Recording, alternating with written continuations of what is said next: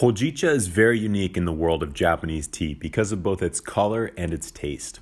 While most Japanese green teas have a yellowish green color to them, Hojicha takes on a reddish brown hue. The flavor is a lot stronger on these warmer taste profiles like coffee, caramel, and chocolate. In this video, we're going to briefly discuss what Hojicha is, how it's made, and what the benefits of it are. Before we get started, please make sure that you're subscribed to our YouTube channel so that you can stay tuned for future tea videos. We have hundreds of videos on all sorts of topics related to Japanese green tea, but for this episode, we're going to focus on Hojicha. Without further ado, let's get started.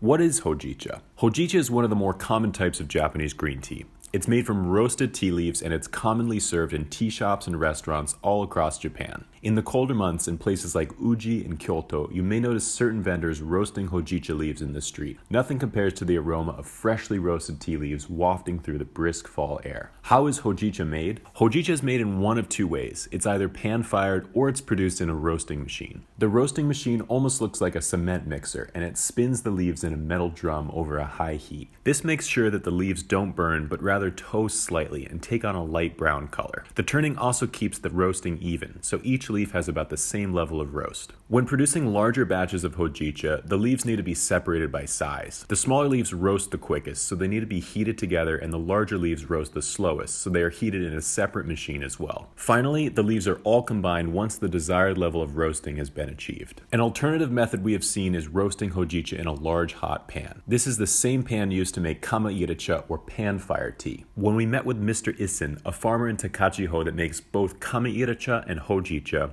he explained to us that if he wants to make Hojicha, he has to roast the tea at a higher temperature for a longer time. He controls the temperature by putting a metal lid on top of the pan and letting the leaves roast for about 1 hour. Kama-iracha is roasted at a lower temperature and for a shorter time, which is why it's only a partially roasted tea, with a flavor somewhere in between a Hojicha and a sencha. There is a third way of producing Japanese Hojicha, but it's incredibly rare. At certain high-end tea shops, the tea master will roast the Hojicha by hand. She will place the tea leaves into a specialized porcelain pot and roast it over a flame. The leaves can then be poured out through the hollow side handle into the teapot and then brewed. Is Hojicha a type of green tea? Although Hojicha may look more like a black tea, it's actually a type of green tea. The definition of green tea versus black tea has nothing to do with the color, but rather the production of the tea. Black tea is a fully oxidized tea, whereas green tea is an unoxidized tea. During the oxidation process, the catechins in the tea are converted into theaflavins, and the color of the leaves turn into a reddish brown. The leaves used to make green tea are heated after harvest, which stops the oxidation process. As a result, the green teas are able to retain more of these fresh vegetable taste characteristics, while black teas begin to drift into a warmer direction. Because Hojicha goes through the same processing as other green teas and the oxidation process is halted, it is a type of green tea. Even though the leaves are roasted afterwards and the color is changed to brown, Hojicha tea still remains a type of Japanese green tea.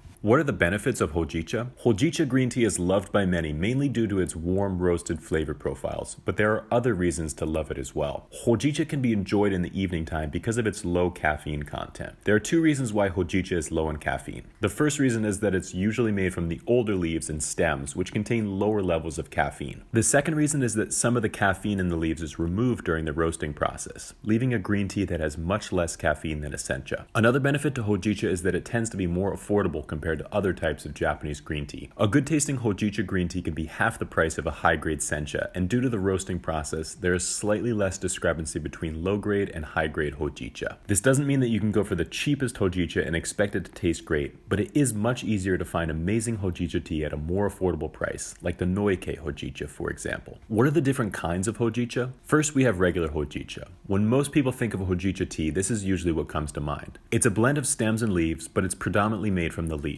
The top 3 leaves of the tea plant are the most sought after, and therefore they're reserved for premium sencha, gyokuro, and matcha, but the older, more mature leaves are used to make Hojicha. These are the leaves that are used for bancha, another low caffeine Japanese green tea. Kuki Hojicha. This is a roasted tea made predominantly from the stems of the tea plant. Because the stems are lower in caffeine than the leaves, and some of the caffeine is removed in the roasting process, this is an incredibly low caffeine tea. If you're not sensitive to caffeine, you can likely drink this tea in the evening time without having any trouble sleeping. The stems and leaves roast differently, so this tea takes on a different taste profile compared to its leafy counterpart. Hoji Genmaicha. As you may be able to tell by the name, this is a roasted Genmaicha tea. It's made by combining roasted tea leaves with roasted rice. Because roasted rice doesn't have any caffeine in it, the caffeine level of this tea is brought down. This is a tea we were first introduced to by the farmer at Zen Koan, and he explained that this is a good tea to give to children because it's so low in caffeine. How was Hojicha first discovered? In the 1920s, a tea merchant in Kyoto wanted to find a use for the leftover tea leaves and stems. While the youngest sprouts of the tea plant were reserved for premium teas, the older leaves were left over with not much they could be used for. The merchant found that by roasting these leaves, they produced a wonderful flavor and fragrance. Soon people all around Japan began to celebrate this Japanese Hojicha, and now it's one of the more common teas you will find in Japan. Is it possible to make a Hojicha latte? You may have heard of a Hojicha latte, and this can actually be a delicious way to enjoy Hojicha tea. What you'll need to get is Hojicha powder.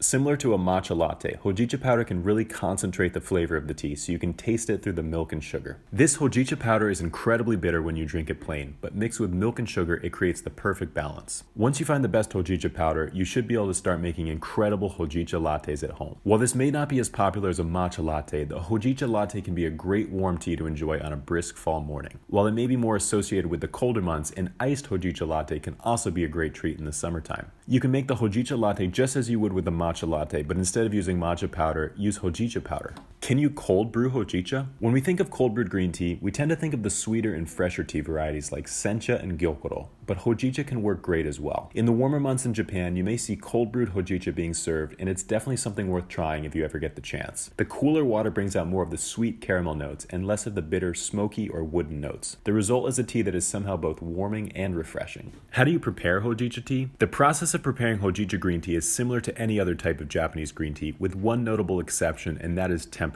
The reason green teas, particularly Japanese green teas, need to be brewed at lower temperatures is because of the catechins. Catechins are the bitter components of the tea plant that are brought out as a protection against the UV light. These bitter catechins are harder to extract, and they require hotter temperatures. Once they are extracted, they can completely dominate the taste profile of a cup of tea. That's why if you boil a cup of sencha tea, you won't be able to taste much beyond the intense bitterness. The catechins can be removed from the leaf either through oxidation or roasting. As a result, roasted teas and oxidized teas, like black tea and oolong teas, have less catechins in them, and therefore they can stand up to hotter temperatures. Because Hojicha has less catechins, it can be brewed at hotter temperatures without it being overcome with bitterness. We recommend to use a temperature of around 175 degrees Fahrenheit or 80 degrees Celsius. Thank you all so much for watching this video. I hope you found it to be a helpful guide when it comes to starting your journey into the world of Hojicha tea. If you have any questions, please feel free to leave them in the comments below. Otherwise, we'll see you next time.